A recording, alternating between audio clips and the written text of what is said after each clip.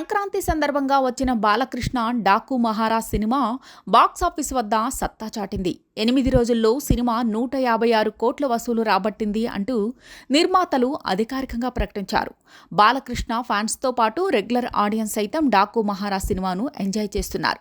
తెలుగులో మాత్రమే విడుదలైన ఈ సినిమాను పాజిటివ్ టాక్ తెచ్చుకోవడంతో వెంటనే హిందీలోనూ విడుదల చేసేందుకు ఏర్పాట్లు ప్రారంభించారు.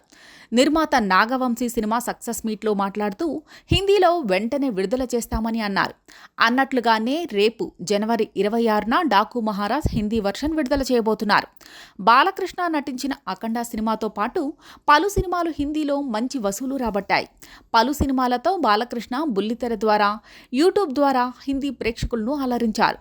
కనుక డాకు మహారాజ్ సినిమాను నార్త్ ఇండియాలో మినిమం ఓపెనింగ్స్ దక్కే అవకాశాలు ఉన్నాయి. ముఖ్యంగా మొన్నటి వరకు పుష్ప 2 సినిమా నార్త్ ఇండియాలో ఓ రేంజ్లో ఆడింది.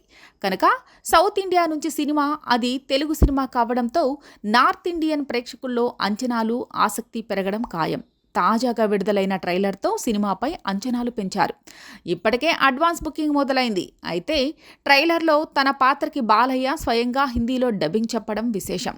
డాకు మహారాజ్ సినిమా ఇప్పటికే బ్రేక్ ఈవెన్ సాధించిందని, హిందీ డబ్బింగ్ ద్వారా వచ్చే మొత్తం అదనం అన్నట్లుగా ఇండస్ట్రీ వర్గాల్లో టాక్ వినిపిస్తోంది.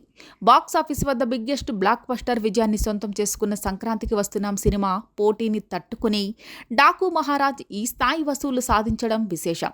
ఒక వర్గం ప్రేక్షకులు డాకు మహారాజ్ సినిమాను తెగ ఎంజాయ్ చేస్తున్నారు. ముఖ్యంగా బాలకృష్ణ పాత్ర, ఎలివేషన్స్, యాక్షన్ సన్నివేశాలను హిందీ ప్రేక్షకులు ఖచ్చితంగా ఎంజాయ్ చేస్తారని, వారి నుంచి పాజిటివ్ స్పందన వస్తుందని మేకర్స్ నమ్మకంగా ఉన్నారు. వాల్తేరు వీరయ్య సినిమాతో హిట్ దక్కించుకున్న దర్శకుడు బాబీ ఈ సినిమాను రూపొందించారు. సితారా ఎంటర్టైన్మెంట్స్ బ్యానర్లో నాగవంశీ ఈ సినిమాను నిర్మించారు. బాలకృష్ణ వరుసగా 4వ హిట్ను ఈ సినిమాతో దక్కించుకున్నారు.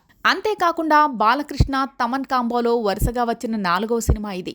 బాలకృష్ణ ఎలివేషన్ సీన్తో పాటు యాక్షన్ సన్నివేశాల్లో బ్యాక్గ్రౌండ్ స్కోర్తో తమన్ దుమ్మురేపారు. అద్భుతమైన బ్యాక్గ్రౌండ్ స్కోర్ కారణంగా సినిమాలోని సన్నివేశాలు ప్రేక్షకులను మరింతగా హైప్ ఇచ్చాయి. ఒక హీరోయిన్ ప్రజ్ఞా జైస్వాల్, ఊర్వశి రౌతేలే నటించారు. కీలక పాత్రలో శ్రద్ధా శ్రీనాథ్ నటించింది.